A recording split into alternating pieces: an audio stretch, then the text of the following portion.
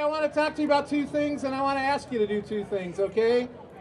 The first thing is that, I'm a proud member of the NORML Legal Committee, a national organization to reform the marijuana laws. And in our legal committee is about 450 lawyers nationally, and we look after folks that are charged with cannabis-related offenses, and we do education and outreach and other stuff. But lately the leaders of NORML, Alan St. Pierre, the executive director, and Keith Stropp, the legal counsel, have been making public statements that aren't really what NORML's about. Alan's been saying, for example, that medical marijuana is a sham.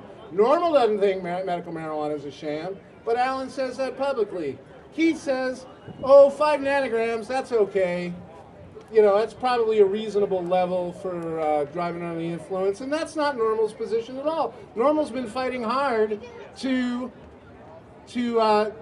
make sure that there aren't, per se, driving under the influence laws passed. And so what I'd like you to do, the first thing I'm going to ask you to do, is I want you to write to Alan and Keith. It's alan@norml.org, NORML.org, and Keith at norml.org, NORML.org, and let them know that you heard me talk about this, and ask them to knock it off, to quit saying stuff that's not normal, okay? Can you do that for me? We are, after years of playing defense, we've been winning. We're moving bills. And I'm also here on behalf of Compassionate Oregon. Compassionate Oregon is Anthony Taylor and what's her name? Cheryl Smith, the director of Compassionate Center in Eugene. And Anthony's been lobbying, not Anthony Johnson, but Anthony Taylor's been lobbying on behalf of Compassionate Oregon. And this is what we've been doing. We had a bill to add PTSD, passed the Senate 19-11. There's going to be a hearing in the Health Committee in the House on the 15th, and then it's going to pass the House. And then the governor's going to sign it, and then we're going to have PTSD finally as a condition that will qualify patients in Oregon. Yeah!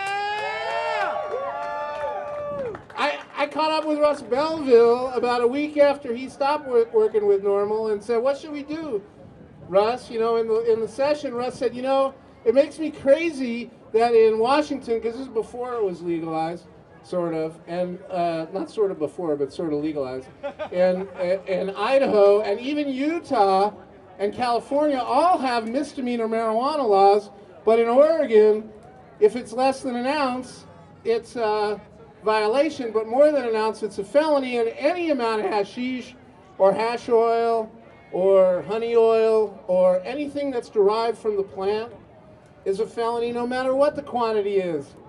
Well, I know, guess what?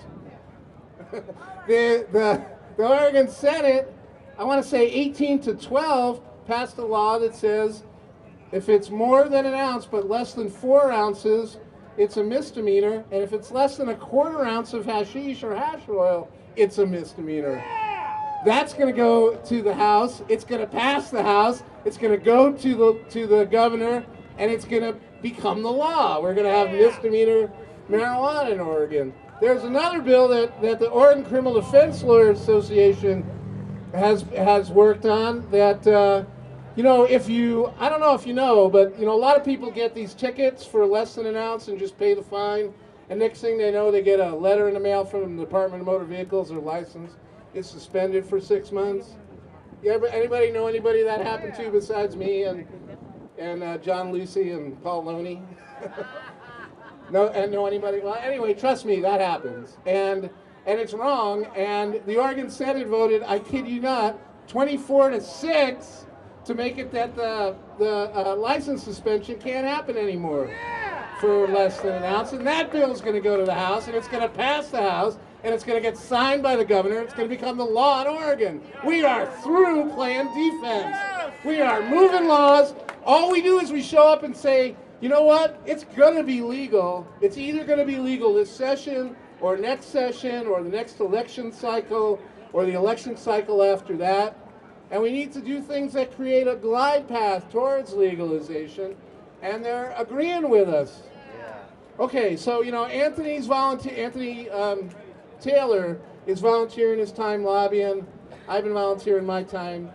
But you know, Anthony lives out in McMinnville. He's got to drive down to Salem almost daily. He's got expenses. After I'm done talking, I'm going to walk around. I've got my bicycle helmet here, and the bicycle helmet has holes in it, and that's because no change, brothers and sisters. Well, I need some folding money that we can contribute to Compassionate Oregon to make the rest of these bills actually become law. Okay, thank you, and God bless.